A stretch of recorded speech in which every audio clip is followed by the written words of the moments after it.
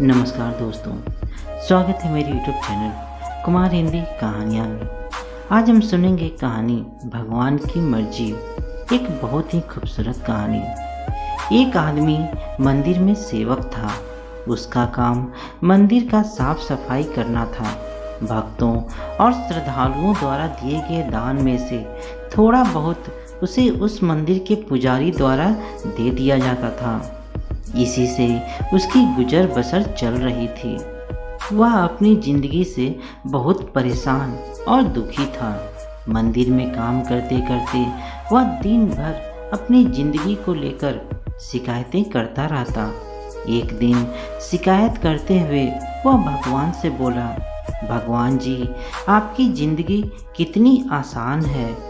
आपको बस एक जगह खड़े रहना होता है।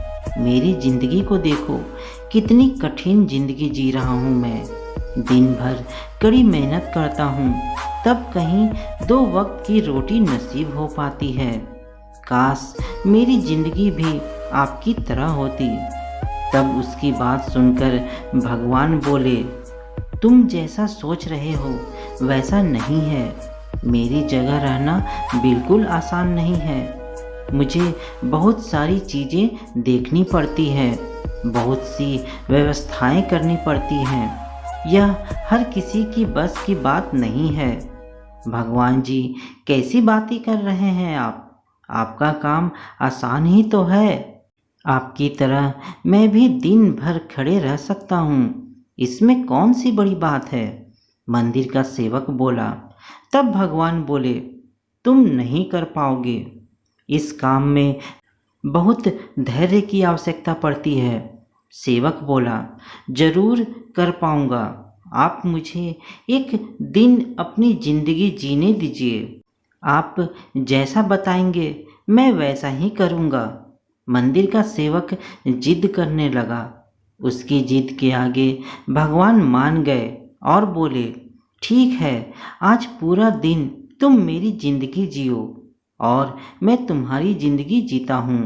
लेकिन मेरी ज़िंदगी जीने के लिए तुम्हें कुछ शर्तें माननी होंगी। सेवक बोला, मैं हर शर्त मानने को तैयार हूँ भगवान जी। भगवान बोले, ठीक है, तो ध्यान से सुनो। मंदिर में दिन भर बहुत से लोग आएंगे और तुमसे बहुत कुछ कहेंगे। कुछ तुम्हें अच्छा बोलेंगे तो कुछ बुरा। तुम्हें हर किसी की बात चुपचाप एक जगह मूर्ति की तरह खड़े रहकर धैर्य के साथ सुननी है और उन पर कोई प्रतिक्रिया नहीं देनी है। सेवक मान गया। भगवान और सेवक ने अपनी जिंदगी एक दिन के लिए आपस में बदल ली। सेवक भगवान की जगह मूर्ति बनकर खड़ा हो गया। भगवान मंदिर की साफ सफाई का निपटारा कर वहां से चले गए। कुछ समय बीतने के बाद मंदिर में एक धनी व्यापारी आया। भगवान से प्रार्थना करते हुए बोला, भगवान जी, मैं एक नई फैक्ट्री खोल रहा हूँ। मुझे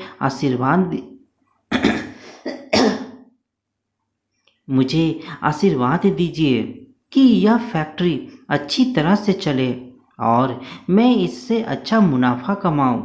प्रार्थना करके वह प्रणाम करने के लिए नीचे झुका तो उसका बटुआ गिर गया।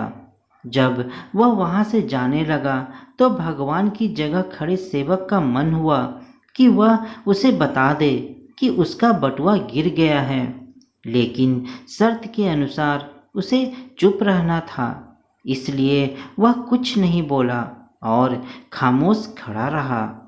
इसके तुरंत बाद एक गरीब आदमी वहां आया और वह भगवान से बोला, भगवान जी, बहुत गरीबी में जीवन काट रहा हूँ। परिवार का पेट पालना है, माँ की दवाई की व्यवस्था करनी है। समझ नहीं पा रहा हूँ कि इतना सब कैसे करूँ। आज देखो, मेरे पास सिर्फ 1 रुपया है। इससे मैं क्या कर पाऊँगा? आप ही कुछ चमत्कार करो और मेरे लिए कुछ धन की व्यवस्था कर दो। प्रार्थना करने के बाद जैसे ही वह जाने लगा तो उसे नीचे गिरा हुआ एक बटुआ दिखाई दिया। उसने बटुआ उठा लिया और भगवान को धन्यवाद देते हुए बोला, भगवान जी, आप धन्य हैं। आपने मेरी प्रार्थना इतनी जल्दी सुन ली। इन पैसों से मेरा परिवार कुछ दिन भोजन कर सकता है। माँ की दवाई की भी व्यवस्था हो जाएगी। भगवान को धन्यवाद देकर वह वहाँ से जाने लगा। तब भगवान बने मंदिर के सेवक का मन हुआ कि उसे बता दे कि वह बटुआ तो एक व्यापारी का है, उसे मैंने नहीं दिया है। वह जो कर रहा है वह चोरी है, लेकिन वह चुप रहने के लिए विवश था, इसलिए मन मारकर वह चुपचाप खड़ा रहा। मंदिर में आने वाला तीसरा व्यक्ति एक नाविक था।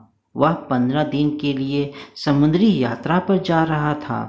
भगवान से उसने प्रार्थना की कि उसकी यात्रा सुरक्षित रहे और वह सकुशल वापस आ सके। वह प्रार्थना कर ही रहा था कि धनी व्यापारी वहां आ गया। वह अपने साथ पुलिस भी लेकर आया था। नाविक को देखकर वह पुलिस से बोला, मेरे बाद यह मंदिर में आया है, जरूर इसने ही मेरा बटुआ चुराया होगा। आप इसे गिरफ्तार कर लीजिए। पुलिस नाविक को पकड़कर ले जाने लगी। भगवान बने आदमी को अपने सामने होता हुआ यह अन्याय सहन नहीं हुआ। शर्त अनुसार उसे चुप रहना था, लेकिन उसे लगा कि बहुत गलत हो चुका है। यदि मैं चुप रहा तो एक बेकसूर आदमी को बेकार में ही सजा भुगतनी पड़ेगी। उसने अपनी चुप्पी तोड़ते हुए कहा, आप गलत व्यक्ति को पकड़कर ले जा रहे हैं। यह बटुआ इस नाविक ने नहीं, बल्कि इस व्यक्ति से पहले आए गरीब व्यक्ति ने चुराया है। मैं भगवान हूँ और मैंने सब देखा है। पुलिस भगवान की बात कैसे नहीं मानती। उनकी बात मानकर उन्होंने नाविक को छोड़ दिया और उस गरीब आदमी को पकड़ लिया जिसने बटुआ लिया था। शाम को जब भगवान वापस आए तो मंदिर के सेवक ने पूरे दिन का वृतांत सुनाते हुए उन्हें गर्व के साथ बताया कि आज मैंने एक व्यक्ति के साथ अन्याय होने से रोका है। देखिए, आपकी जिंदगी जीकर आज मैंने कितना अच्छा काम किया है। उसकी बात सुनकर भगवान बोले, ये तुमने क्या किया? मैंने तुमसे कहा था कि चुपचाप मूर्ति बनकर खड़े रहना, लेकिन वैसा न कर। तुमने मेरी पूरी योजना पर पानी फेर दिया। उस धनी व्यापारी ने बुरे कर्म करके इतना धन कमाया है। यदि उसमें से कुछ पैसे गरीब आदमी को मिल जाते तो उसका भला हो जाता और व्यापारी के पाप कम हो जाते। जिस नाविक को तुमने समुद्री यात्रा पर भेज दिया है, अब वह जीवित वापस नहीं आ पाएगा। समुद्र में बहुत बड़ा तूफान आने वाला है। यदि वह कुछ दिन जेल में रहता तो कम से कम बच जाता। सेवक को यह सुनकर एहसास हुआ कि वह तो बस वही देख पा रहा था जो उसकी आंखों के सामने हो रहा था।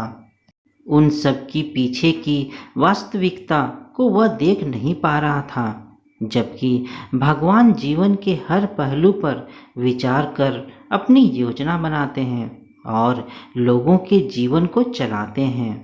दोस्तों, हम सब भी भगवान की योजनाओं को समझ नहीं पाते।